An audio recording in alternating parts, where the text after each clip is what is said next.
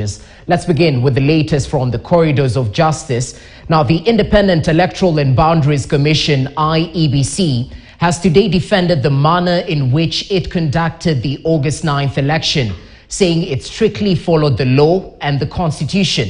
The commission, together with its chairperson, Wafula Chebukati, through their lawyers, dismissed allegations leveled against the chairperson that he bungled the elections. According to the lawyers, the petitioners in the presidential petition failed to provide hard evidence that the polls were manipulated. And as Daniel Kariuki now reports, the lawyers also dismissed allegations of staging and manipulation of presidential results. The second day of the Supreme Court presidential case hearing gave respondents, Independent Electoral and Boundaries Commission IEBC and the chairman Wafula Chebukati an opportunity to respond to the petition. IEBC in their submission dismissing claims that August 9th elections were marred by illegalities and abuse of law. The Commission, in reconceptualizing or reconfiguring its electoral architecture, gave a public portal for people to be able to also follow, thereby meeting the constitutional imperative of transparency.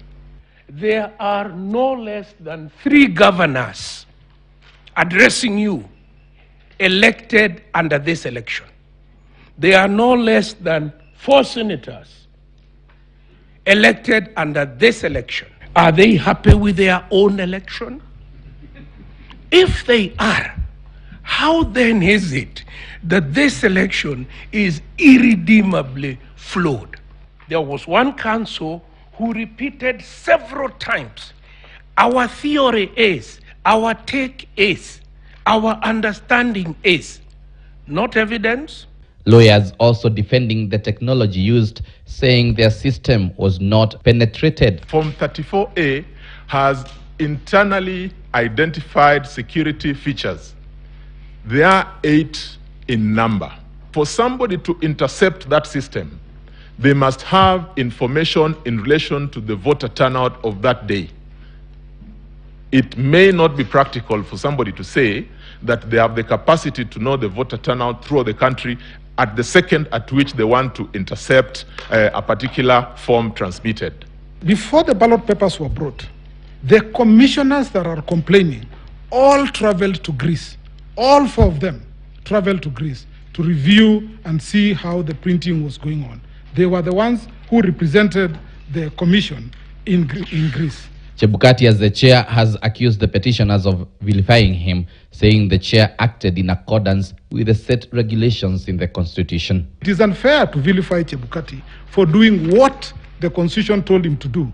That if you are satisfied that the threshold in Article 138(4) has been met, and if you are satisfied that there is somebody who has been elected to be president, you need to make that declaration. Just like the declaration is made at the polling station. There is nothing wrong with IEBC. There is nothing wrong with Wafula Chebukati. There is something very wrong.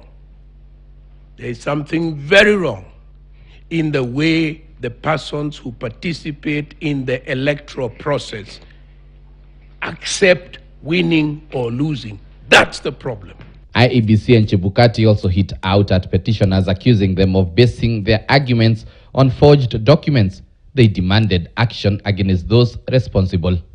Focus now shifts to day 3 of the Supreme Court presidential petition, where the parties will be having a rejoinder before the 7-judge bench retreat to write their ruling. Kenyans will be eager to know the outcome of this case. Daniel Kariuki, KTN News, Nairobi. Moving on, President-elect William Ruto has today persuaded the